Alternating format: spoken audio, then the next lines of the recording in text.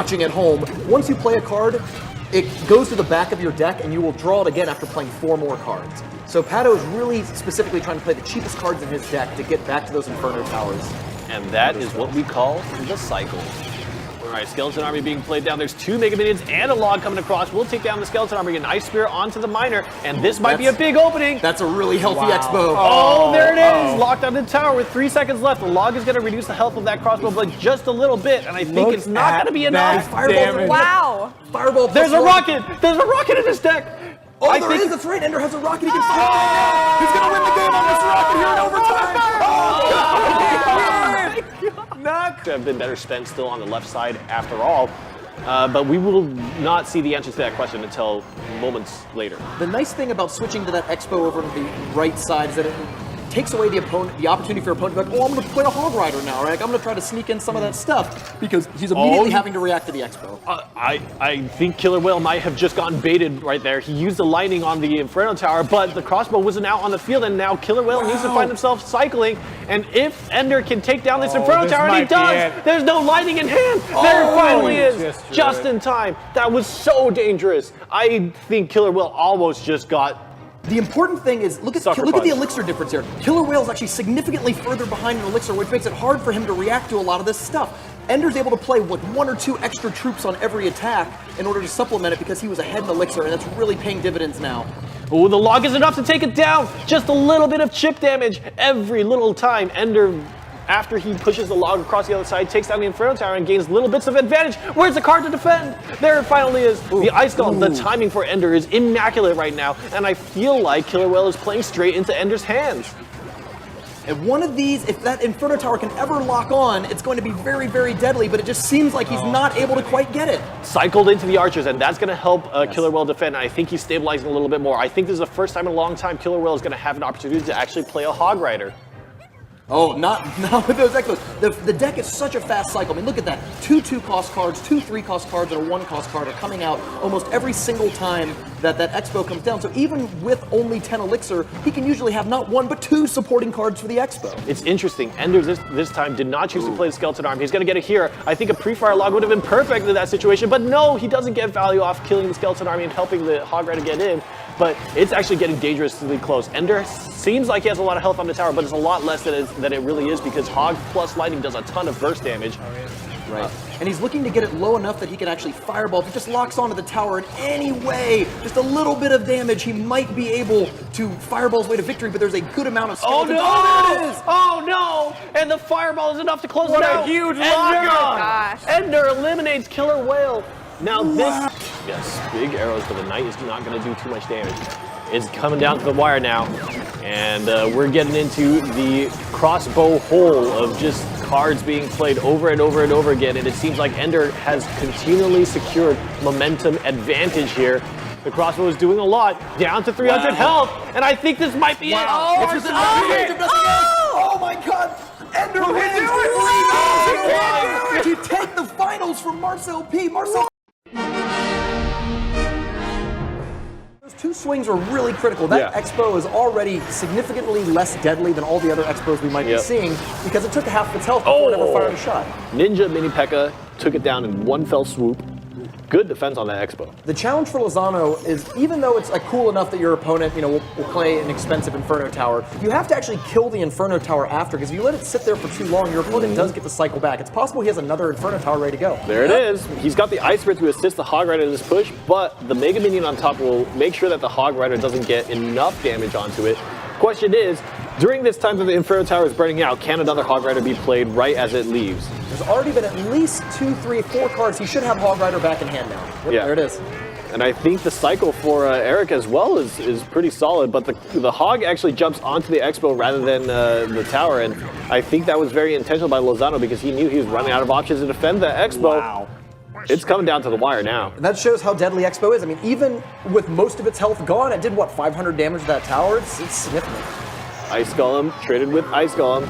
Inferno Tower to be played. Yeah, the goal there is to have the Ice Golem be the target of the Inferno Tower, which allows the Hog Rider to ride a little further ahead with full health, but the Ice Spirit of Eric's froze the Hog Rider in place, letting the Inferno Tower finish it off. Inferno Tower is actually really low health though, and I think another Hog Rider to be played might actually do really, really well. Ice Golem is actually tanking up for said Hog Rider. No, there's another Inferno Tower. The cycle continues, Rumham, and I think this is looking really, really sticky for Lozano. Double Princess! Interestingly enough, actually, Eric has been committing all his logs to the left side to get chip damage, and he hasn't been clearing the princesses off the board. Ooh, that was quite the Hog Rider jump. That was some fromage. Right, that's a dancing hog. The dancing hog.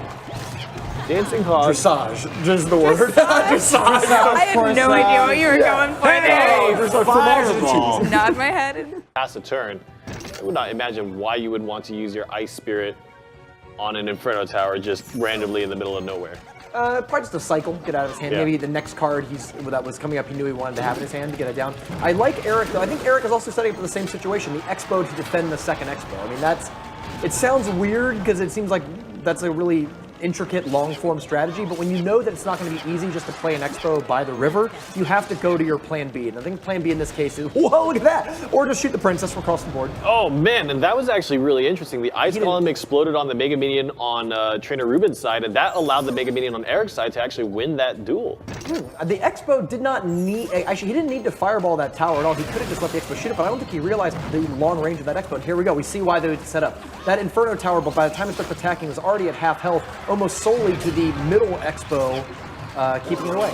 Leapfrog has to play the Mega Minion soon enough, and I think they're going to trade because of the projectile speed. Oh no! Actually, I think it was an Ice Spirit down there for Eric. Won out that exchange again. And Expo's going to turn around. Air superiority for Eric is really coming in big for him. Absolutely.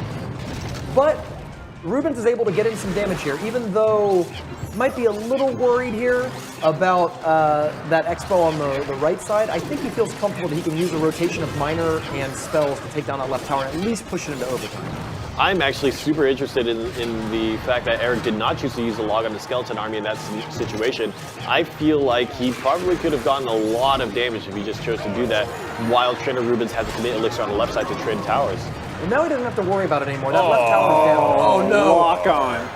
Oh, and the Miner isn't distracting it, it's just in front. Oh no, this looks like a lot of health. This is a classic. That's it. That's it. The fireball, if nothing else. There it is. Home. And Eric takes the game. Classic. Start shooting at the Mega Minion. So even though the Mega Minion had low health, it could have flown up to the tower and started attacking it. He left himself very vulnerable, though, to this giant boulder push that's doing a huge amount of damage. I am actually interested in why Clyde seeded so much damage on that left side tower. Opts to play the Lava Hound instead. I think he's just giving up on it and going to use the Mega Minions and lightning and things like that to try to stop it. Or unless the tower absorb it, I guess. Like, I think he realized that was a futile thing to defend against. He was losing that tower no matter what. Yeah, it's really tough. Playing the Tombstone actually would not have helped that scenario because the bowler was so close to the Giant as opposed to the other time where the bowler was actually lagging very far behind. That was a big reason why you would play the Giant and bowler close together right there. Really fringe interaction we just saw there. If Ice Spirit jumps on the Lava Hound just as the Lava Hound dies, all of the pups come out frozen. And those lava pups spread all the way out and stayed in a frozen state for about 2 seconds, leaving that push to be pretty ineffective. Wow. Lava Pups continuing to chip away damage onto the tower, but I think with 7 seconds left. Is that a 3-0 for Eric in the finals? It's 3-1. 3-1. Clyde got one. Clyde got the very first game. But he gave value to that Inferno Tower that was played in the last push. Uh-oh, double trouble. And this might be, the barely. Bowler. The bowler saved the day right there by drawing the Expo damage towards the middle. The Giant was just out of range and the bowler taking the damage. Now when the bowler dies, the Giant will be in range to allow the Expo to die. Big lightning is going to hit the Inferno Tower and reset it, but I think it's a little too late. Guards in front is going to stop the Ice Spirit from slowing down the burn on the Inferno Tower, and that's actually a key difference in Flash's ability to defend this push. Again, just a little bit more Elixir pop down from Chief J to put the aggression on, but I think that might have been a mistake because now he doesn't have a big body in front of the The Expo finally puts a bowler down just in time for the second crossbow being added on. But on the right side, Chief J is taking a lot of damage from the Mega Minion. I feel like Chief J is falling apart at the seams, slowly getting into the late game. Yeah, the fatal moments, I think, for Chief J, and he's only 2 fire. Ooh, wow, that thing's still going. He's nearly dead here. The fatal flaw there was when he played both Giants at the river on the right side. He kept trying to distract those minions, but Giant doesn't trade with anything. And since Giant wasn't getting any kills in there, he just spent 10 elixir to buy time and found himself significantly far behind in elixir. 35 seconds, especially once you go into overtime, it just comes down to, well, who gets the first shot off. Oh no, the Expos are going to duel. Oh, the Ice Spirit got shot off the board. Good defense on Flash's side. And the center place Expos, definitely something that I think Marcel P did very well when he was having his run in the first Coronation Day. Now this is going to be 2 fireballs. There's not enough for a log and a fireball to take it down. So Flash has to play through 2 more cycles of his deck, and we can see already that Swood's playing very aggressive. He knows he's got to go. He's got to go. Yeah. And the Expo was placed up actually further than it normally is because Swood knows if he plays it 1 square back using the maximum amount of range, he's He's got to get to it. He's got to get to it. Oh no! Wait! What?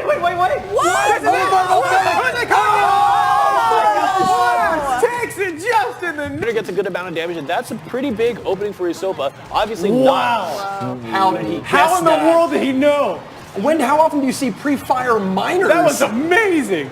Planning is so good. We've seen predictive arrows, predictive fireballs land really well, and I think that's just Flash feeling so comfortable with the matchup, knowing it inside and out, and I think within 20 seconds, he might be able to close out this game. He's going to need a log and another fireball. That's actually really interesting. The more Flash actually throws these fireballs to try to close the game, actually it could get really scary. Yeah, it could get really scary for him. Here comes, do you have log? I'm not sure. He's going for the win. He's going for the win, but it was closer than it That looked. was so close. Oh my the gosh. Flash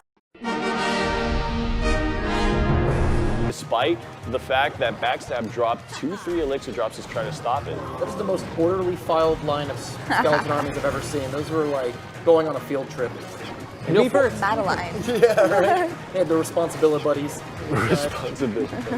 Yeah, I like this from Gray. I think this is one of the things that he needed to do earlier in the last match, is start cycling his fireball more. Nice positioning on the archers will stop the Inferno Tower from tagging onto the Royal Giant, and that actually might make all the difference. This Royal Giant is about to connect in a very big way. Log coming out. Is there another card to punish that log usage? I think that Backstab, or rather Gray, really has to make sure that he's responding to these drops of spells on Backstab's end with spells of his own to make sure that he's always trading with them. Yeah, it's tough for Backstab because he wants to use his log and his zap on offense, especially zap on the Inferno Tower to reset it, log on the Skeleton Army. That's so dangerous. Oh, here it goes for the win! Wow. So threatening. He had to use them on offense, but that was Safe because he has tombstones galore. That's a very good point. Tombstone's going to cover in the 6. Yeah, and he's just going to keep cycling and positioning back and forth between those 2 spots because that's the hardest to spell and gain value as well. You see that Fireball now committed to the tower rather than the Tombstone, which means that Backstab probably is just going to have that Tombstone up for all of eternity. Tombstone, I'm sorry, T-Bone's actually not too far behind. It's only a couple hundred points of damage there. Mostly because he's been able to just slam value fireball. Oh, he did it again! Oh. Now it's T-Bone's turn to make fatal errors. Oh, actually, no, I'm sorry. He's still loosely in range, just barely. Oh, that Ice Spirit, the 2 seconds freeze allowed the Inferno Tower to warm up there. Yeah, it's a very precarious situation. Actually, the Skeletons are taken up for the Mega Minion, and it's going to get in there and do a lot of damage to the Ice Golem. And the Skeletons get slowed up. There's a crossbow being placed defensively, trying to clear away the Tombstones. 2 tombstones, yeah. And the Royal Giant will have to come deep into enemy territory to take down that crossbow. But there's no reason that Backstab needs to be attacking I don't think anyways, he's going to. because that Expo is not going to be in range of anything valuable. He's in triple fireball range, I believe, or at worst, just add a log or a zap. So at this point, the gameplay is do not let Expo beat you. Or even 2 Expo. Or having your opponent play 2. Royal Giant's kind of bossing both of them, though, to be honest. He's going to take this one out by the river just as the other one sort of times out. And that's really all Backstab needs to do. You only need to take down the Expo that is in range of your tower. And he just wants to stay as close to 10 elixir as humanly possible while dropping ground-based units to soak. He's 1 elixir away now from getting out Hey, another Royal Oh, Giant. wow, that was... He was on the cycle. You could tell that he was looking at it and really, really wanted to get the right card in there. Yeah, he had the zap too, so that would have been a saving grace. The nice part is this is going to force T-Bone to spend some elixir there to stop the punishing Royal Giant, and that slows down T-Bone's ability to continually set up Expos, giving Backstab a break to set up another Tombstone. Backstab looks like he's got this. One more Fireball. Game. 6 elixirs, all he has to do is maybe put another Tombstone down, Archers, anything like that, and then Fireball for the victory. Oh, opts to go. That's just pretty smart, actually. Opts to go with the Royal Giant just to prevent. Just in case. Yeah, prevent any scary Expo from coming down. There you have it. Backstab picking up. They could lose, but they probably weren't going to lose to an Expo player. And given how much it's been the most popular deck in the meta so far, I don't know. It's really interesting because with the double deck format, we know that Brian RT made a choice, right? He said that I only want to play Hog Rider once, and that was by far a very, very effective deck I see. I mean, just the way he played in this tournament, you know? Big challenge, though, is that second Tombstone came out of Backstabs. It's actually out of the range. It would not block an Expo, so there was a great opening there for an Expo to lock on, and that really close to the King Tower Tombstone would have been worthless. But look at this little skeleton army pushing here on the right side. You can't ignore it. Ooh, I like the far shot. It's outside the range there, and it's going to soak all those Expo shots. Oh, Psych, or walks out of range. Oh, he knocked him out. But the log, I think, just came out. Yeah. That's right, the log knocked the Royal Giant out, so he had an opening. Zap it to reset the Inferno Tower, or just Fireball. Takes down the Royal Giant. Yeah, Skeleton Army gets up to that left side tower and does a lot of damage. That was actually dangerously close. If Backstab had not played the Archers when he did, could have actually retargeted onto the tower. Well, Royal Giant is making a case today. Yeah. That's You have an Expo? Yeah, okay. Here's my Royal Giant. And honestly, Royal Giant has not been seen in serious tournament play for a very, very long time. When it first got released, it was strong, but most of its strength in the game has actually been on the ladder where you could over-level it. You could have a level 10, a level 11, level 12 Royal Giant, and those are the really effective ones on the ladder. But the meta has evolved, and even though Royal Giant is weaker than its previous forms, when everyone's running Expo, the Royal Giant is king. Good for him. Yeah. He's gonna come back. Gets taken down I'm loving again. it. Mega Medium coming across, doing what it can against the Royal Giant, but even when you kill this Royal Giant, you are still not getting damage on the tower, and Brian RT is trying to play his Expo the instant that the Royal Giant dies. Let's not count it out yet, though. There's only a minute 15 left in the game, and both of those towers are kind of healthy. Yeah. Brian RT could arguably play for a draw here and try to get another shot at that 50-50 coin flip with the opening Expo. That's absolutely true. And again, we do have draw rules, and if we do get into that, we will let you guys know. But I think it's a great point. If he does get that draw, and next time he can win that 50-50, this could be a completely different game. Plays the crossbow defensively to try to stop the Royal Giant from doing very much damage. Actually going for the Fireball, and that's definitely not what you want to do if you're trying to stall out the this draw, game. right, yeah. That log takes down the Skeletons as well as a Tombstone. I don't know. I'm not exactly. Oh, the log already came out, so the Skeleton Army could be really effective because the Inferno Tower has nothing to lock onto. Oh, no. Might be the fatal error. There's the Ice Golem to stop a little bit, but the Royal Ice Spirit Giant gets is rolled off. the Royal Giant is He's got a lot of health. shooting away at that left side tower. 2, another Royal Giant comes up. He's going for the win here. 23 seconds until a draw. A fatal draw that he doesn't want to lose. Takes the game. Royal Giant coming.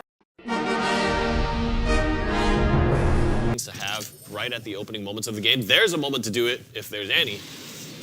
Misses it. Oh, no, he got greedy. Oh, he misses. No. And just like that, I think Trainer Garrett might be tying this one up. It's really going to be on G-Sam to take a tower because that one is gone. Oh, Wow. Now, the interesting thing to think about is, as opposed to Expo mirrors or Siege mirrors, 3 spells in the same deck, and Lightning is super popular. It's really tough to commit 3 Musketeers to the board and get value for them. and I think G-Sam is about to lose another tower. Wow. And this really, you have to wonder, I mean, G-Sam hasn't played his last card, and it's definitely not Zap at this point. But you really have to wonder. Oh, he's laughing about it. Yeah, this is brutal. Yeah, and that just shows how punishing an Expo deck can be. If you make one mistake, one teeny little mistake, like rocketing the grass, you're done, right? Like that's you're done and over with. A single Expo is going to kill your tower and then sit there after for a while. You know, these players at the level that we're playing at really want to gain as much value as they can for every single drop. But when you consider risk management, you know, is it really worth it that you rocket it? It's not in lightning range of at least the vulnerable tower, and it allows it to keep shooting without making the tower subject to anything that could hurt it real bad. I'd expect another Inferno Tower to come down pretty soon here, as soon as that Royal Giant crosses the river.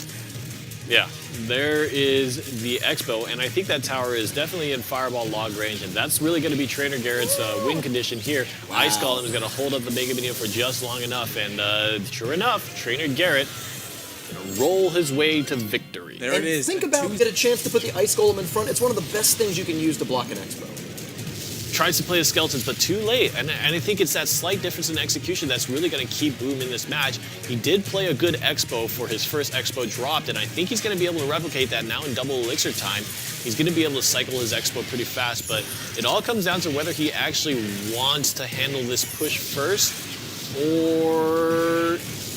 Yeah, I'm not convinced actually that Rocket's such a great answer to Expo. You know what I mean? It's Trainer Garrett is happy to make that trade over and over and over again. Let's just keep going. I'll win. And it's crazy is they both have Inferno Tower, but he's opting to use the Rocket instead of the Inferno Tower, because when you play the Inferno Tower down, you start to get into that mix of like, oh, well, he could put guards in front, he could put minions, skeletons, there's a lot of things that you could put in the way. I actually think this is the better answer. Have your Expo with the opponent's Expo, and then decide to rocket after you've traded out. Because then you have an opportunity for counterattack. And I think that that's going to be the big thing that changes the game for Boom. Now, we do have to realize that Trainer Garrett at least has not shown, but there's not been a single spell played on Trainer Garrett's side. And I think if you play solidly, you can definitely still come back from this. And it's worth mentioning that actually, as much as we've been kind of bagging on Boom not getting a lot of damage on there, he actually has gotten a decent amount, and he's only 2 rockets away from winning. Every single Expo that Boom has played has actually been relatively effective, much more effective than the Expos that Trainer Garrett has been playing, especially because Boom has been trading with the Rocket. It comes down to execution, and this actually might be the nail in the coffin, because remember, crossbow means that he has less of a journey to make, and he's within the kill zone. I think Rocket is in... Wow! There it is, though. How Trainer frustrating is Garrett that? going up 3-1 again. 13 elixir, but very powerful. A lot of times earns its cost. Now, what's the final card in Dirty Italians deck? Let's see, both of their Oh, final... it's Rocket. It's a Rocket. And, The final card in Jake Conker's deck is... He needs to swing once. Oh, Arrows. wow, he bought himself overtime. That miner. Lightning. The mind game there was, where was the miner going to pop up? Jake Conkers actually tried to cover 2 of the options by playing Ice Golem on one side and guards on the other side, but the miner was on the very front of the tower, and by the hair of his chinny chin chin, Jake Conkers extends his life in this match. All right, right now, double elixir time. Who has the better deck? Which deck likes this the most? I would say the Miner Inferno. I think Miner Inferno means that it moves so much quicker. It's like you can run circles around Jake Conkers. So right now, Lava Hound is flying, but you can play Miner, you can play Rocket, and I think that Dirty Italian might still have enough elixir to defend this push. I think the best thing you can do with the Lava Hound deck if you go into double overtime, or to double elixir time, is don't actually play the Lava Hound right like that. Just play your defense, all the troops that you want to support with, let them fly back, and then you surprise drop the Lava Hound in the middle. Right, the it gives them a aggressive drop. very small amount of space to actually play their Inferno Tower, and you know they're going to play it immediately, so you can also kind of build around it and predict. Got the minions and the tower. Yeah. This puts you 7 elixir down, and it lets them kind of play their Inferno Tower wherever they want, with a big predictive thing coming up. Oh, played the Ice Golem to absorb the Ice Spirit, yeah. And then had to play the Lightning just too late. This is what we're talking about. Like, when you invest in a Lava Hound in that way, you just get punished and then defended after your opponent just waits out and gains a little bit of elixir. Yeah, I think that might have just been a situational thing, because you never want to go down that low against a miner sword deck, because they know that's the perfect time to start throwing their spells, their miners at you. Dirty Italian takes game 1. Woo! Right side, but Dirty Italian has committed his elixir to the left side. Big Lightning wiping out a lot of the supporting troops, and this Golem is not long to live. Wow, that Tombstone got popped, and the death damage really eliminated the rest of the skeletons. The fact that the Golem might split up is actually not that ideal for Dirty Italian. Colton has the lightning, so he can start shifting to just cycling spells over and over again. 3 lightnings will take down that left tower. The big thing is, so far, Colton's defense has been really, really on point. He's defended well against these golems. Make one mistake, and that could change from you playing good defense to you just straight up losing a tower. I think if he keeps playing the way he is, he has a good handle on the game. I like how he's not getting changing up the game plan, but this might get a little bit tough. That golem is still, the golem might still have a lot of health on it, and that Mega Minion has a free run. Big lightning, and this is what we're talking about. Dirty Italian's coming down that left lane with the golem. He's checking in one night at the SmackDown Hotel. He's coming for Cole's left tower. Dirty Italian! That'll be super important, but... Baby Dragon can tough out a lightning. Ooh, he gets buffed. Just ignores it. Doesn't bother at all. Oh, and survives the death damage of the golem. Baby Dragon, earn it. Reach out there. The interesting thing, though, for this set of pushes was that actually, put it into Spell Rage, and really only a few seconds left to close out the match. And I don't know. I think Dirty Italian might be He's going to the finals for this. He is. That's the bottom line, because Dirty Italian said so. He's waiting on one more lightning, one more log to take this one home. It is! Dirty Italian 3. Two great defensive decks right now. Yeah, let's talk. I mean, look at this. Both towers are essentially pristine until that Musketeer took a few shots on it, but all four were over 2,000 health. Man, wow, look, these guys could not get through, and that, I don't think that lightning was value there for Gilgamesh. The cannon is only 3 elixir, stops the hog, so you kind of don't want to lightning something that's 3 elixir. If it's an Inferno Tower, definitely, it's 5, you know, for your 6 lightning. And there we saw the lightning come out, just does a little bit of damage to the tower and takes out the cannon, but the hog still did not make it through. I wonder if both players are thinking about going towards more of a lightning cycle. Like, they're willing to take bad elixir trades, but as long as they're getting damage on the tower, because I think both realize that there's not a lot of openings for them. Well, are we seeing a spell cycle battle? Maybe. I was going to say, because as far as the damage that was done so far, it looks like this might be going into overtime, because 3 minutes, I don't even know sure enough damage would be done if they kept the cycle up. AJ did not feel confident about his giant push there, just lets it get taken out by the Inferno here. Yeah, I think AJ's, I don't know if that's just nerves or if it's part of the game plan, but I feel like he's letting way too many of these giant pushes get thrown away. Like, you know there's going to be an Inferno Tower, so just be ready. You know what I mean? Plan out your pushes that involve playing a lightning along with your giant. Don't just let the giant die to a 3 elixir skeleton army. Oh, this is a good push coming in from AJ. Takes out the Mega Minion. Ooh, Plus the log on the tombstone, but no, he has a cannon as well. That log did everything. It killed the tombstone, hit the skeletons, hit the cannon, hit the bomber. So many things went down. This time the Musketeer's played on the right side and reaches the Inferno Musketeers Tower. onto the Inferno, but the skeleton army is going to take out and back it up. Wow. Ooh. Impeccable defense from both opponents. Wanting on to move on to the semifinals. No one wants to lose here. You're right. I don't we think might they're be seeing going a draw. to. Yeah, I think losing is not going to be the problem. If the cannon keeps pulling it over. We're going to have our first draw of the night. Already down to 1 minute and 35 seconds remaining into the match here. Let's see a crazy curveball. What could happen right now? Yeah. What could take down the tower? Oh man, it's really hard because the cheap cycle of AJ's deck. I keep like, oh, maybe he just doesn't have a cannon or tombstone. But that's really never going to happen because of the They cheap. always do. It's double elixir too, right? So you only have to play something like a Mega Minion or a Bomber, both of which are good against those Hog Rider pushes to get back to one of your 2 buildings. There we go. We see kind of what Gilgamesh has to do is just poke with Princess, catch AJ out of cycle. There we go. He uses the cannon to take out the Princess. So now his hog may be able to get through. All he has to worry about is the tombstone here. There we go. Tombstone breaks. There we go. The hog is going in. Lightning here. Lightning. 1 shot. Oh, too late on the lightning. But 384 HP. All he has to do is cycle his lightning and 1 more log. Can he do it here to move on to the semifinals? I think you're right. He's got to go right. All the bombers predicted really well to stop the Skeleton Army. The Skeleton Army is so big, does so much damage. The next giant coming in, I don't think he's got to log it. We see AJ knows exactly that he has to keep the pressure up, or else he's going to lose this match. There's a log. There's a log. Are we going to see lightning? 2 more elixir. There we go. This 3, is 2, the 1. lightning. He gives it to him. Gilgamesh, when we thought we were going into overtime, said, I'm putting. Uh-oh, here we go. I mean, one swing from this hog. Wow. And watch, here comes the log again. Maybe not. Maybe just going to let it happen. Well, there's how you want the board. Look at that. Again, he heard you. There's a lightning. Learning from your mistakes. This is it. Log range. It might be a little bit too late. He has to leave that Princess alone. Does not have the time or the elixir to deal with it. And the great distance, too, away. So is that...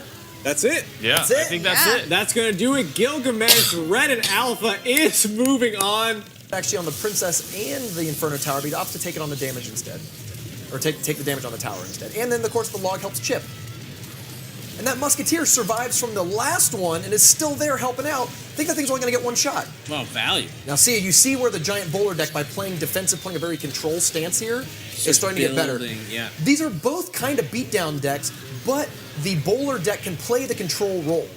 It has the ability to switch into control. It actually, when we're talking about going over, mid-range decks like this, even though it's a beatdown deck, is going over the Hog Rider deck. The Hog Rider deck doesn't really have a way to be fast and punish this deck because the Marcel P is never really investing that much elixir that there's not an answer. Ooh, wow. He actually plays a Tombstone into the log. Reverse order, too, so that way the skeletons don't get logged away. Great adaptation by Marcel P there. All right. And now he doesn't have an Inferno Tower, and even though he can cycle back to it, the opponent is under pressure to cycle back to it. Giant Lightning gets here. tagged up by the Inferno Tower. The Ice Spirit is going to jump up and slow the Giant Ooh, down. just out of range. I think the Lightning is just a little bit too late, and you know what? Oh, Oh, no! That prediction! And the log's going to come down, but it's going to miss the Tombstone! Double tower shooting at the Hog Rider means it's only going to get one swing. And that Musketeer's going to be able to shoot. This is a very tactical matchup between these two excellent players. We've seen Gilgamesh here in the top 8 before. We've seen Marcel P multiple times. Both of them really know what they're doing in this matchup, and they Take a are look at this. really outmaneuvering each other here. Oh, He only gets one it. swing. He gets a one swing. swing, but now he has to deal with the full health Bowler and probably can play a Giant in front of it. He needs to respect Skeleton Army, though. Yes. And He's I got a think that's Lightning what's and really then hurting log him. probably almost immediately. I think an Ice Spirit is what just got rolled away there. Oh, he tried again! predicting it again, but it's not good. Marcel P is relying on kind of a little bit of a gamble, I think. Wow. And I think he feels the pressure. He feels like he needs to rely on a gamble to win it, and I don't know if that's necessarily the case. Musketeer will take down that Princess finally that has been shooting over and over and This is over it, again. a log. For the win. There it is, Gilgamesh. Oh, We thought it was man. a bad matchup, but no, 3-1-ing. Yeah. It's something said bowling. It's not quite as Supercell, please. uplifting as it was before. Actually, I definitely like the whole wheat, as OJ would call it. wheat. All Get right. healthy. Giant Musketeer coming across the left side for Swoon. And Musketeer is actually another card that we haven't seen a ton of. We've Check it been out, starting Brian. to see it with Giant Bowler kind of holding up what used to be for Giant Poison kind of a core set of cards. Musketeer was very, very core to that deck. And I think it still does have a justifiable place in the meta against things like Mega Minion especially. Especially Mega Minion. And of course the Up and Rising Baby Dragon. So we're pretty even going into overtime here. Both towers, the Manly's left tower and Swood's right tower, nearly at the same amount of health. The minion cycles are going to be pretty good, but of course you're going to have to do 2 to 3 of them, and you can't die to a random giant push along the way. So Manly has to play his cards very safely here, not walk into too many bad lightnings. Man, that giant just narrowly escaped the Ice Golem slow after it popped and allowed it to get 2 swings. I imagine that if a slow had landed, I feel like it wouldn't have gotten a swing at all. Very good point. Those archers do a good amount of sustained DPS. Oh no! The bowler gets turned around, the guards are up top! Wow! The guards are doing a ton of damage to the bowler, and it needs to stand strong, and it barely does. Tombstone helping it out just a little bit. But this game is coming down to the wire. Both players are pretty even. Giant bowler versus a minor chip. About as evenly matched as you could hope for. Yeah. Manly, again, trying to stay Oh. alive right now. If he loses this one, he is out, and Swood will be moving on. I like to point out that the cannon's so much better than Tombstone when everyone's running log because you don't get that sort of hog log thing yeah. we saw where the log just completely aces your Tombstone. He tried to log the cannon, it survived with a good amount of health. That's it. Oh, lightning. That's it. I was like, here's the King Tower. What's he doing? That makes sense. Good game. There Wow. it is. Swood picking up game number 2 in our first 2. He's running both Ice Golem and Lumberjack, which gives the bowler a lot of targets. When those decks would come back and win, they often had things like Baby Dragon that were very crucial to the comeback maneuver, and that's not so much in this deck. Ooh, Archer, one of the Archers actually walking into its doom, and the arrows will actually eliminate it, but now Lightning comes across, and that Mega Minion is going to swing down the other, and it's going to win the Mega Minion duel too, and this Mega Minion is doing work. Now this Lumberjack comes through, and will chop down the Giant, and so almost completely defended, and units are now starting to spill over to the other side. This will translate into another Golem for Swood. The question is, can he start spinning around the momentum into his own favor and start playing Golems back to back? Yeah, when you have the ability to keep your defensive troops alive and use them on the next push. Not only do they repel a push, but then they're used in the counterattack. That's one of the best ways to generate massive elixir advantage. Because it's almost like now this giant, look at this. This is effectively a 14 elixir push. He's still alive? For free. It's the same bowler. Oh, and I think he's going to have to log to push that away, but I don't know if he has it in cycle, One and that's more it. punch. Swood zeroing Razor. Piggy. Oldest sibling in my family, so I'm just used to like talking infinite trash. Sure. And I'm an only child. I have no. I have You have no. you have the thinnest defense. skin. I Yeah. have nothing. What is this? What do Swoot I just do? lets it happen. Whoa. Oh my god, that is definitely not an alive tower anymore. Well, he's looking to trade towers here because he's got the Musketeer still at full health, and it looks like they're going to trade towers because Ash only has 4 elixir, and I'm not exactly sure he's going to. I mean, I can't. Oh, Defensive okay. It's not the best thing too because with unlike something like Skeleton Army, the bowler might kill one of them, but then they swarm and. Musketeer, stay alive! Oh! Goes down there. That was almost. I mean, he would have been better off zapping in that case. Zap would have done the same amount of damage there to the bowler and the Musketeer. I feel like Ash had a huge advantage and sort of gave it away by casting the defensive graveyard as opposed to log, tombstone, a lot of other things. Still taking damage for it. Yeah, I know, right?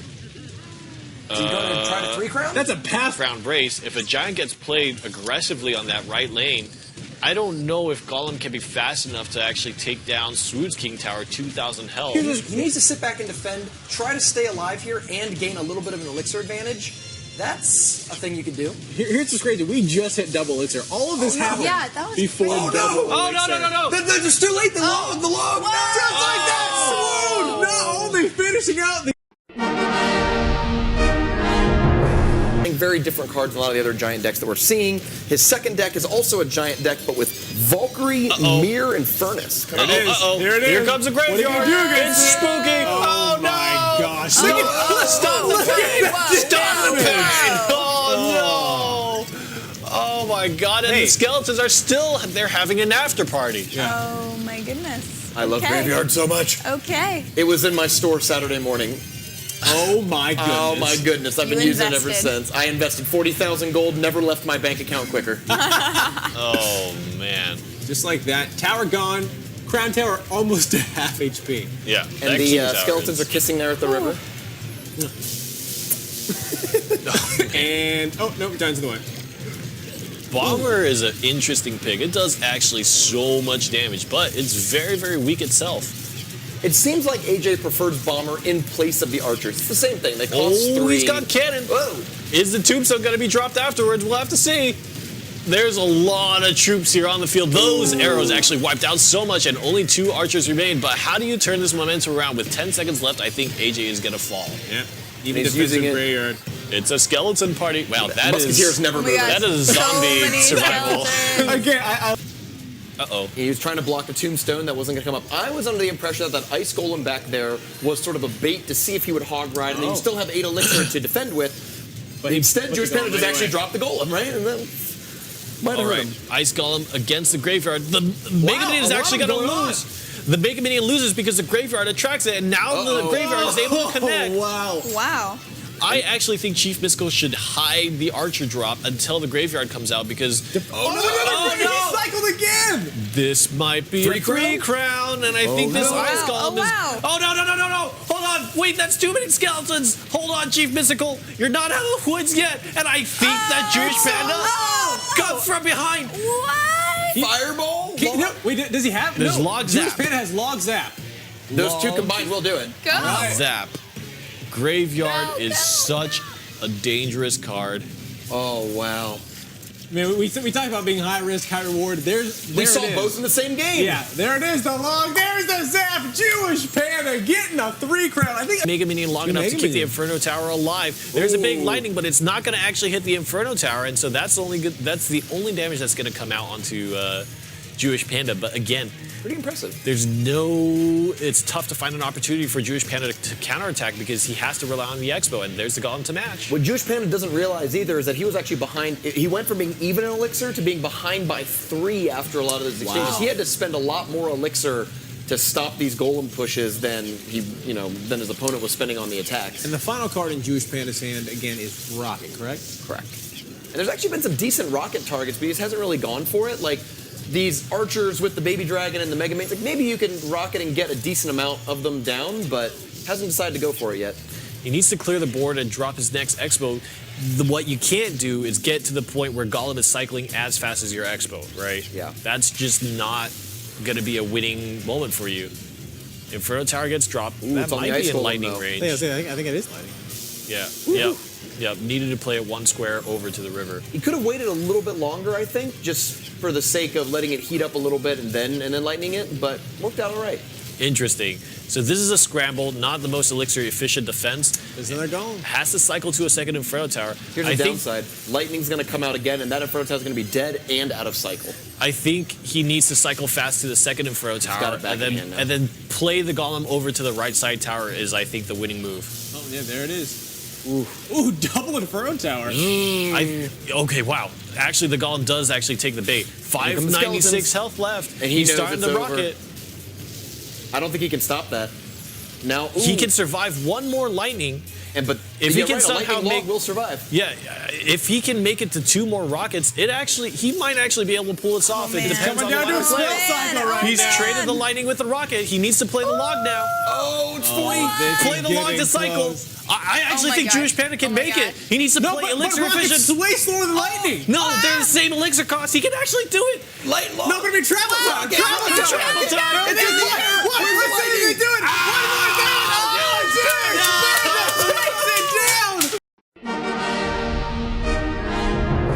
Power is a little bit questionable. The problem is the EPRU lightning goes actually ahead. calls his bluff and plays the Golem in the face of the push. Yeah. And So- blocking the baby dragon. Oh, wow. That explains Bye. everything.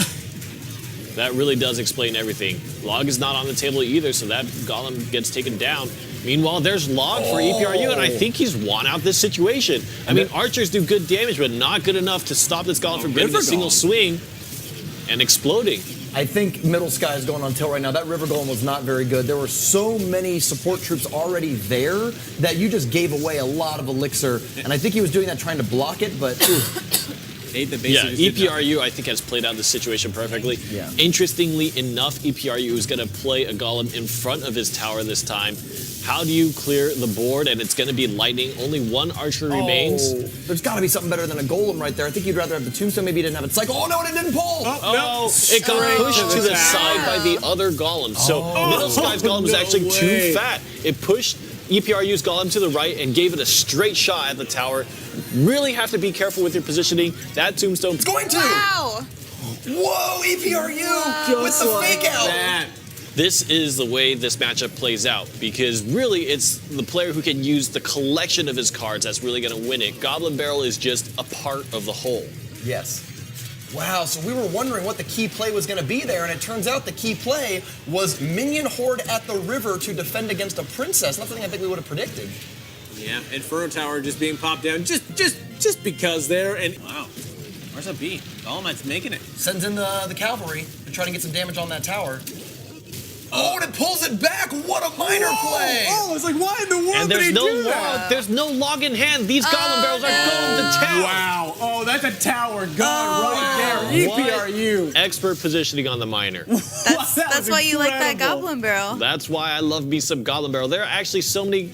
We have not seen all the minor possibilities to be played, actually. Right. And some of them, that one was particularly effective, and some of them I think would have been effective for EPRU in different situations as Let's well. not write it off yet here because It's that so- tower is a lightning and a long Yeah, way it's from so dying no close. matter what. And then we're already in Yes. double elixir, so Golem Right. starts having a pretty good advantage. But both of these players, Wow, look at the swarms. You're gonna log, but Goblin Barrel can come out soon.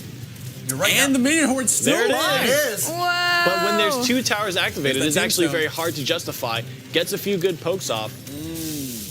All right, there's the Oh, lightning. that's not. He wants to defend. I think he's on the total defense play right now. So the reason why he does that is like, all right, I have an opportunity to spend 6 elixir Right. and not to get immediately punished. So let me just get it out of my hand. Now I know I can log with 2 seconds left or whatever to put the game to overtime. Just don't die before then.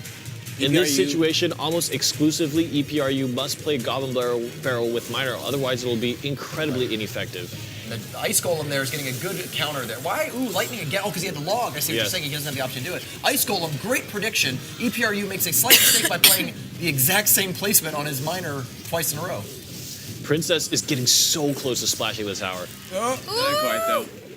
Gomber I out think again. Log is He's cycled. got Log. No, he The doesn't. downside is Marcel P's deck can't cycle nearly as fast. He's doing the best he can. The spells are really wearing away at Center Marcel gold? P. No, can't. Minor Fireball is really what's doing the majority of the damage right now. Everything else is just smoke in the mirrors. Here's the thing, too. EPRU's doing a good job not even allowing Marcel P to play the Golem, and now the Golem's out, so let's see if he can get punished for it. Yeah, he's getting punished hard Log. right now. Log is going to come down, but the minion is still doing that's some splash! damage. Oh, EPRU! Just a fireball away from $2,000! Defensively here is really not what you want to do, but we've seen Lupanji cycle the miner for when he needs it to help against the, for the Lava Pups. Still though, a lot of damage done by the Hog Rider, and now the Mega Minion drop will do pretty good against the Lava Hound itself. Fireball, and these minions are getting distracted by the Ice Golem drop.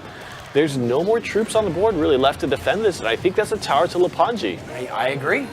The nice thing about, okay, so you can't Fireball Mega Minion, but Fireball puts Mega Minion to very, very low health. So as soon as that first minion started swinging on the Mega Minion, the Fireball comes out to finish it off as quickly as possible because you need those minions to lock onto the tower. Wow, Minion Horde dropped on top of the Tombstone, absolutely decimates the Hog Rider, and now a whole bunch of minions. Where is your spell? He has to spend the Fireball, and I think that was actually very effective for Chief Mystical. Look for a big counterattack now. He's playing the Ice Spirit alongside the Hog Rider. The Ice Spirit's gonna jump on the Mega Minion, gets rid of the Tombstone. He's looking for the Zap. No, didn't use it. And now the Minion Horde will overrun. Somewhat hard to predict, but I do think that if that Zap had hit the skeletons, it's possible the Hog Rider would have gotten that last swing off. I mean, those skeletons are doing hundreds of damage per second. He's got one here. when He's they got tag to get on. one. Oh, just in time. He's gonna try to Fireball alongside his Hog Rider. There's run, a defensive Zap. That's it. Lupanji showing up here. Zap on the counterattack. Let's see if he can do it again. Ooh, nice positioning on the miner. Oh, and they killed the Ice Spirit. Positioning on the miner was so key, and that really is kind of the first player I saw to do that was actually Damage. Oh my god. Damage. Wow. He keeps getting away with it. Lupanji, yeah. So what happened? Okay. How's my play-by-play? Great. Yeah. So good call, Rainey, by the way. Yeah, that miner in the front was not an accident. If he wanted to make sure that the closest possible thing to any defending placed unit was the miner, so they'd lock onto that as opposed to the minion horde. If the miner had gone, say, back left corner, that princess could have locked onto that swarm, and that attack would have done significantly less damage. Well played. Lupanji is playing well informed right now, and I think that for being a player that I have not really heard of, and from a clan that I haven't really heard of either, Lupanji is really impressing. I'd like to hear more. Yes. Oh, and the Ice Spirit even takes that. Oh. He has 1 minute. Leave him! Oh, no, Lupanji. don't run after him! Oh. Popcorn has 1 minute to make something happen, and so far defense on Lupanji's side has been convincing. Oh, Fireball. Wow, on the princess. Yep. And that's only a -1 elixir trade, but you get some critical damage onto the tower. I might be wrong. Maybe this deck was not that good of a matchup. I genuinely He thought hasn't played the it would Lava be- Hound at all. He's That's a playing good it miner style. Oh, that's actually a really good adaptation because, again, they know each other's decks. So it's possible that he knew the only way he was going to lose this game was by committing a Lava Hound and getting punished for it. Interesting. So instead he plays more like a minor cycle deck that just only has 7 cards in it. 23 seconds is all Popcorn has to take down a tower. If he does not, that is going to be Lupanji going to the finals. Ooh, Princess might do a lot of damage as well. That miner is going to make sure that the tower comes down, but the Mega Minion actually tanks it up. There's only 10 seconds left, has to launch the Hog Rider now, and I don't think Popcorn can do it. And Rainey gets dunked. There Popcorn it is. out. Popcorn going down. 2 more seconds. There's nothing that he... No, they got to use the Skeleton Army for defense. He has to... Wow. He spent Ooh, there's really... no more Zap as well. I think they both spent 7 elixir right there. Skeleton Army plus Fireball on defense to the Minion Horde and Zap on offense. Now look at that skeleton, or that tombstone there in the bottom left there for Lupanji. That's just to counter Goblin Barrel, right? And Miner. Okay. I mean, it forces... the reason why you always play your tombstones on the outside like that is because it forces the Miner to go inside, and it gives them an opportunity to accidentally plant too close, so the other tower will shoot. There's only 2 spots on the inside lane of a tower where you can play a Miner and not have it be attacked by the other tower. And so it makes it easier to predict miners when you want to defend them. All right, well, here we go. Oh! Bottom left. We're here in overtime, game number 1 of the finals. Wow. Go to Lupanji. An Top aggressive right, Lava top Hound. right. Oh, he didn't Top place right. There's no Zap. What do you Zap? no, You want to save your Lava Hound? Oh, wow. He plays the fence on his tower, and I think that was probably the right choice. Because he does have all the little things Top in the right, air top right, surviving. top right, Oh, no, top this might be right. it. Oh, wow, that is. It's really low. He has to fireball it. Defensively, but the fire's coming out. going for that zap, and he just needs to cycle to it. But whoa. Mighty Fireball, he gets the zap. I actually think.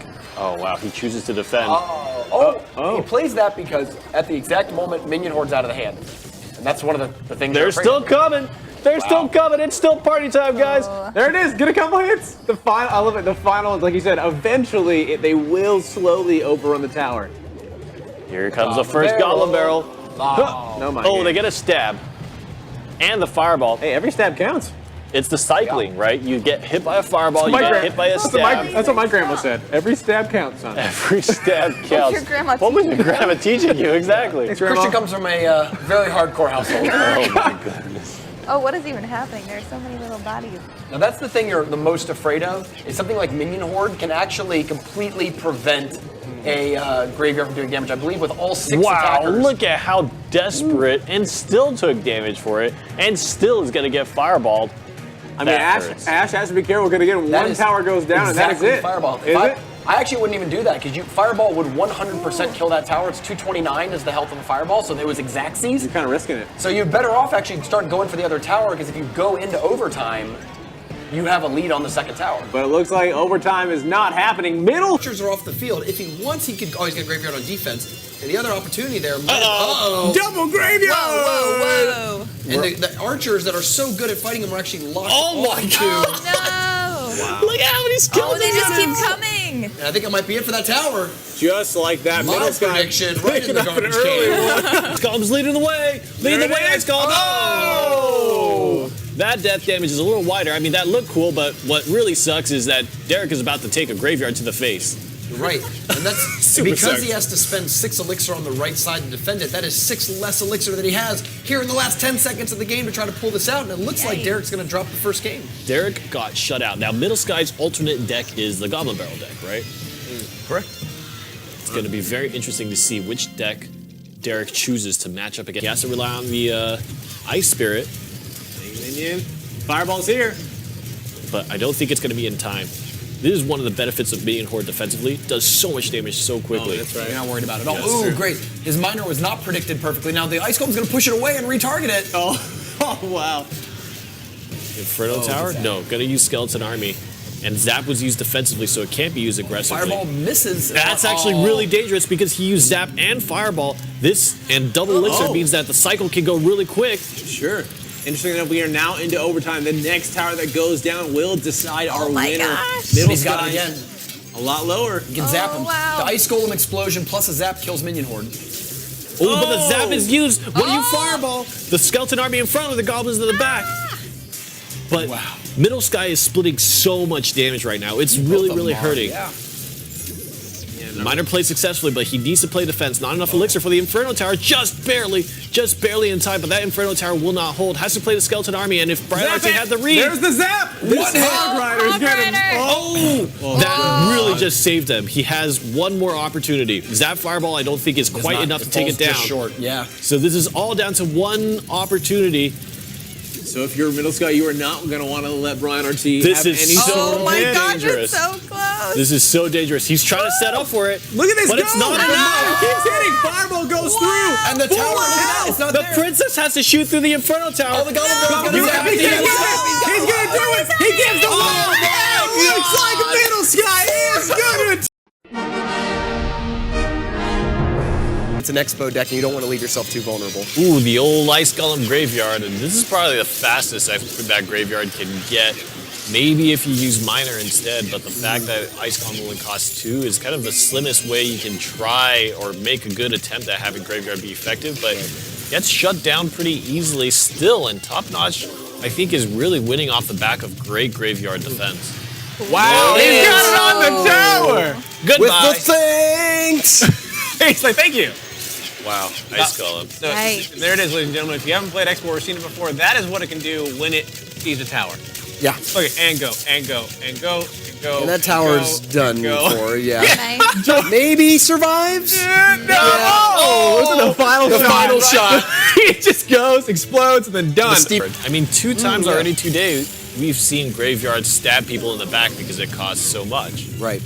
good log there. If he would have accidentally knocked it out, it would have reset it on its own. So he waited just long enough to make that work. Uh-oh. Here comes the graveyard drop. Uh-oh, he just played an Expo.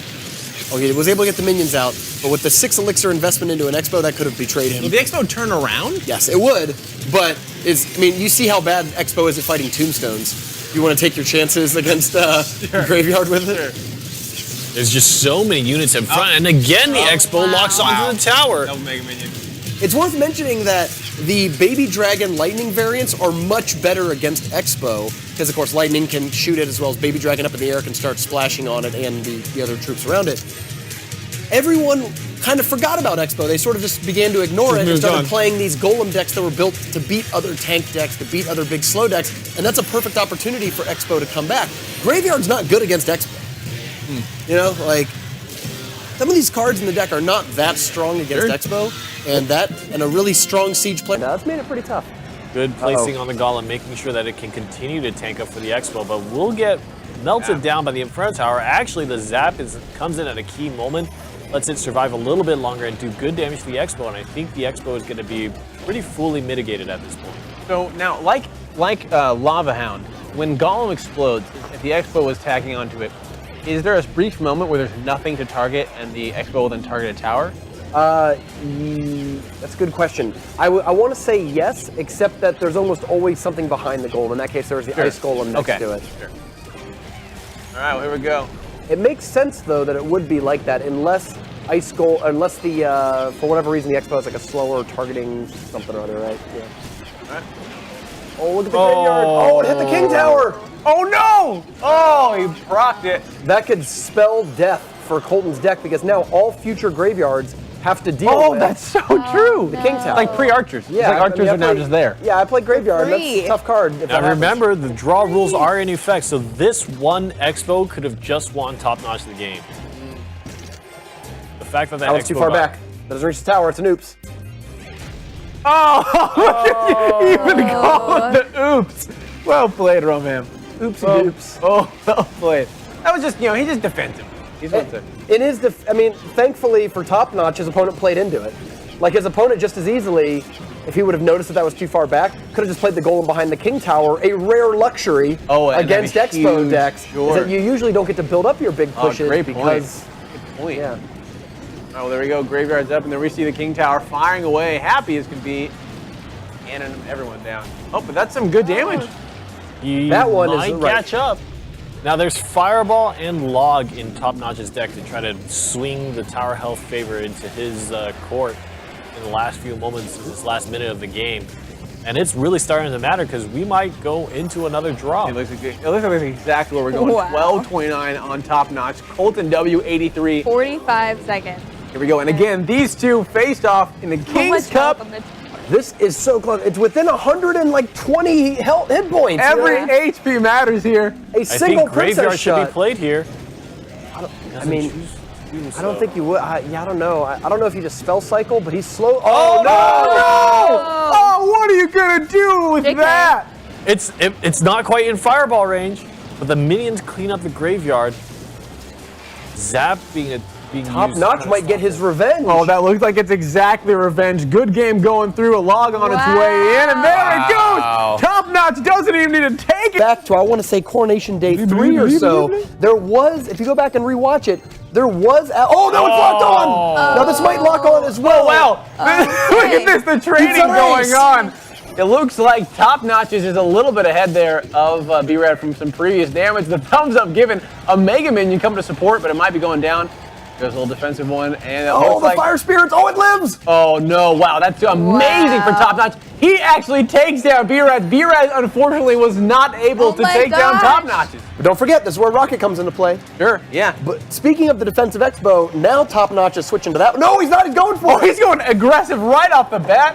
He's going to try and knock it back. Oh, there it is. The double lock-on. Look at this. The Ice Golem. Oh my goodness.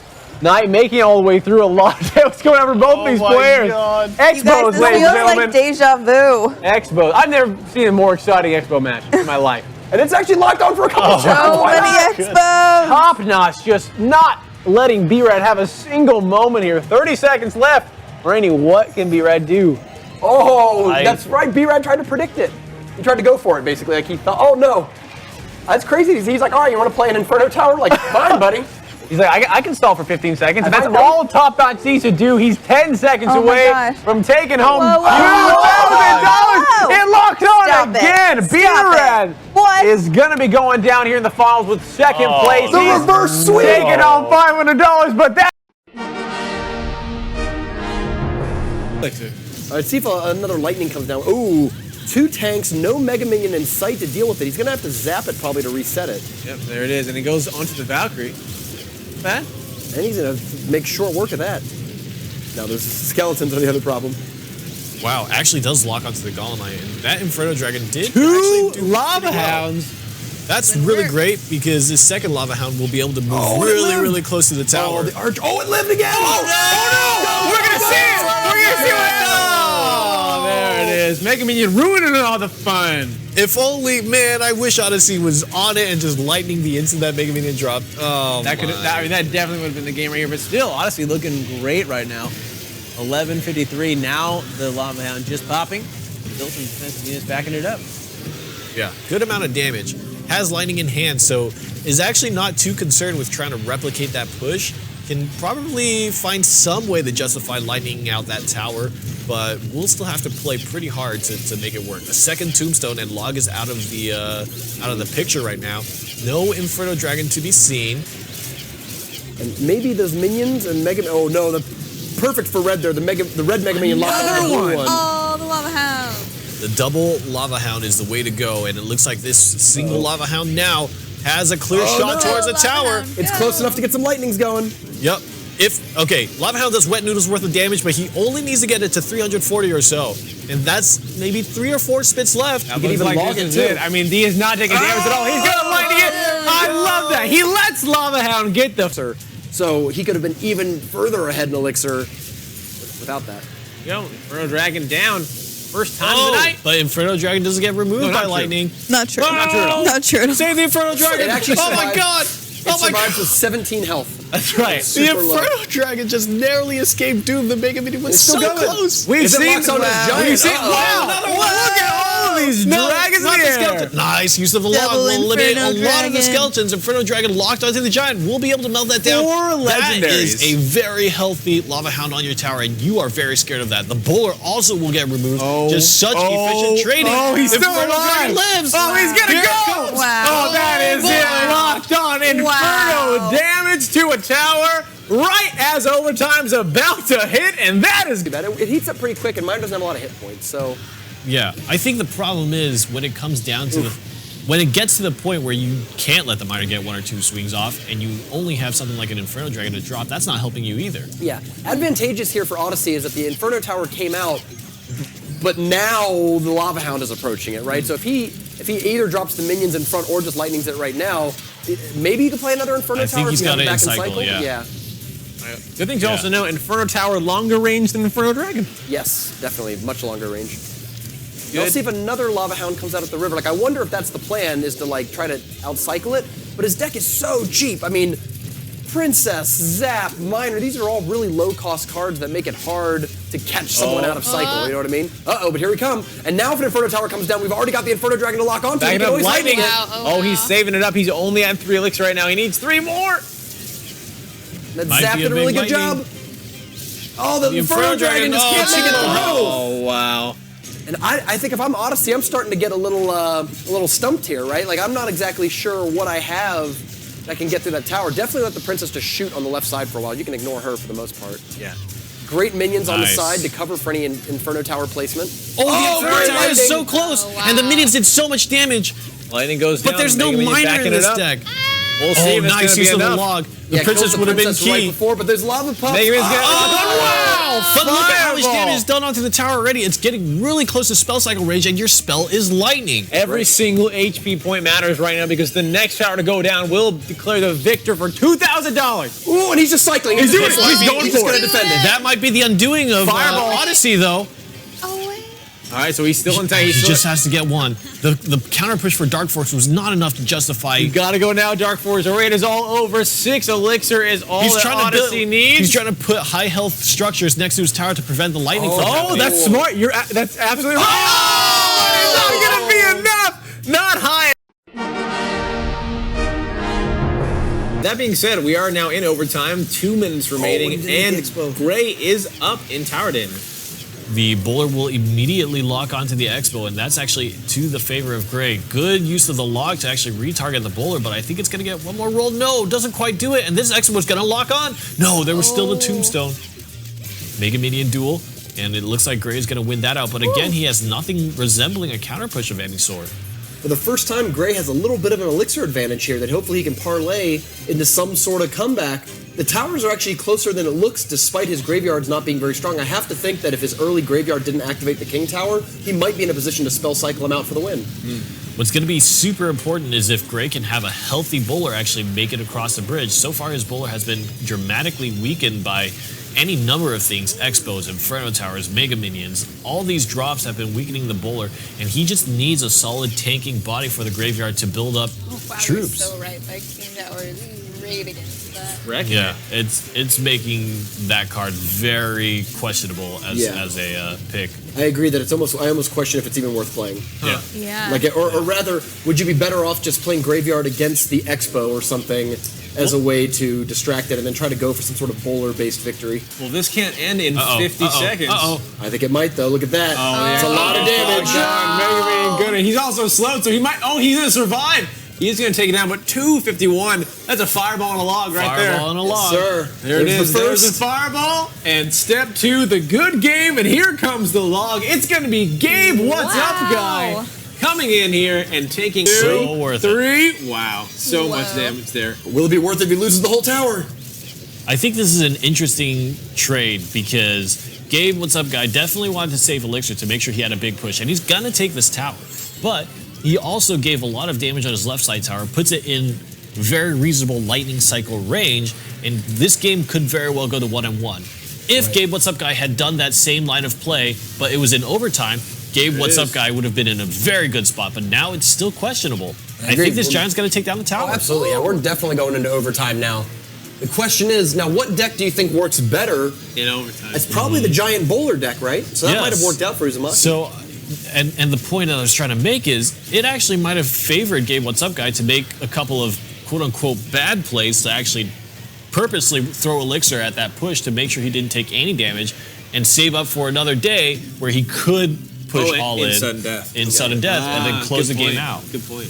The timing is very important in Clash Royale when you choose to take down a tower because it costs. It costs Elixir to attack. He pushed the Hog Rider back and then dropped the Tombstone. So then he could be distracted backwards and then go back to the Tombstone. Nice. That was a good catch. That's definitely one of the tricks to deal with bowlers, that bowlers will roll their... Oh, no, here they are. The bowler's going to roll his rock in the exact forward direction that he rolls it. So if you can put even just chumpy troops behind, you'll turn the bowler around. And that works to his advantage right there. Now, was one hit there on that Hog Rider worth it? It's hard to say. The Giant took two or three swings, so maybe Gabe What's Up guy would have preferred to have a little bit of extra Elixir there on his own end. I don't like that Hog Rider into a bowler that's already there, but I think I might like the Lightning less, right? Like, I don't know if you needed the Lightning that.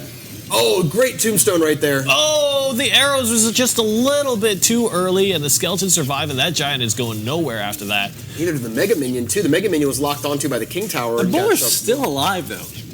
But it's going to get taken down by this Mega Minion. Now the Hog Rider drop with the Graveyard as well. I actually think this could be really tough. No, that's not going to be good enough. Just a log is not a good enough defense. This bowler... Mega Minion that won! Oh, there it is! Gabe What's a guy gonna... Bridge, big fireball, but he still has to find a way to remove that Mega Minion because that's going to be very key. Ice Golem is going to buy him some time and take down all the skeletons in this push, but there's a Hog Rider squeezing through. It's going to get a few swings. Just one. Good defense from Gabe. That log really saved a lot of damage on his tower, I feel. Colton is pretty low elixir, though, compared to his opponent, that if Gabe can just stabilize and defend a little bit. He can set up another Expo, and his opponent might find himself low on Elixir. This Inferno Tower is much better positioned and really just handled the last remaining Elixir that Colton had. And I think Gabe has excuse to drop a Expo now. Yeah. Wow, that slowdown makes the Mega Minion, that lower health, win that trade. Oh, no, and I think this Ice Golem is the only thing standing in between. You gotta do it! It's a fireball! No! Dead! Oh, the log's going to come out, but that was, again, even more damage there on that top right tower. We are now into overtime. The next tower to fall is going to mean that the person who did that damage is going to get $2,000. Every hit point matters. Ice Golem hug, and that's 2 fireballs and a log away, I believe. Oh no, I think the Ice Spirit helps freeze it, and then the Hog Rider might finish it off. Oh, Mega And it's Minion on the slowing other it side, down. but 2 towers are shooting that Hog Rider and still not going to get a swing. I don't even think he needed the Fire Spirits as well. He's Spirits just going for the spell cycle, actually. Yep. He only needs one more log. This log plus the next fireball will win the game. Gabe wasn't with long the guy enough. is going to pull off the reverse sweep. The log actually was not long enough. It didn't hit that top right tower. Right. Oh, it didn't. You're right. Hog Rider gets a lot of swings on the left side, but that's still so far away. 845. And the problem is the Inferno Tower now has full health, so how do you kill the Inferno Tower? Oh, looks like this is And it. there it is. That's the log. my The log does not hit the other log away, which means Gabe. Barbarian has actually a pretty good answer to Lightning because it has so many hit points, a very underrated amount of hit points on that huge building. Now, Lightning only takes about like half of its health away for almost equal cost. Ooh, would like to hit that Baby Dragon. Good way to think about this deck is that for it being spell cycle, really it should be defense first, and then the spell cycling is kind of the secondary function of it. Obviously, as we see from here, Tintu is having no problem stopping the golems, and so he actually has the leisure to kind of end the game at his own pace. Yeah. Right. Now, if you are Jay Conquerors, obviously these guys are, the top players. He's knowing this, right? He knows that his golem is being super effective. He's seeing that he's being outpaced.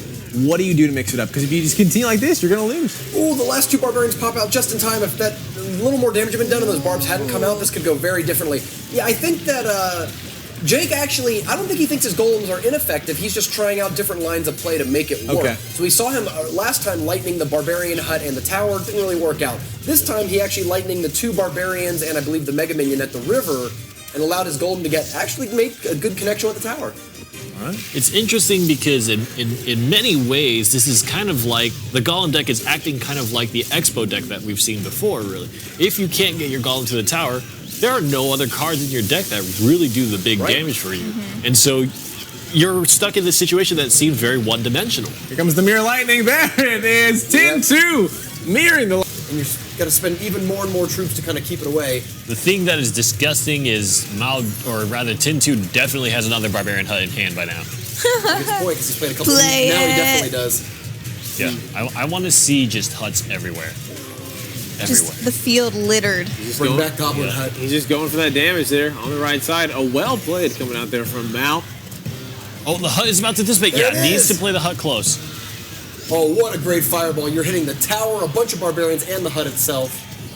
Hard to calculate exactly how much Elixir just got smashed by that fireball, but it's a good amount. Ooh, all right. Just like 981 that. bottom right.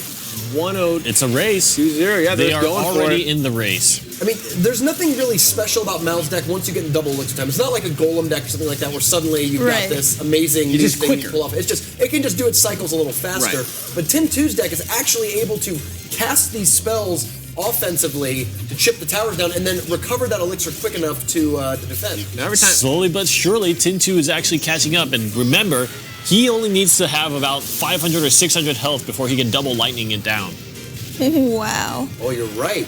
Actually, I think he can do it. Oh no, it's a little short. He could log lightning. Well, Zap already from Yes, Mal. this game, He here it might be doing comes. it. There No, it he's got to comes. play something else. Yeah, he has to play just a lightning on little defense, bit he more lightning damage. against the Hog Rider.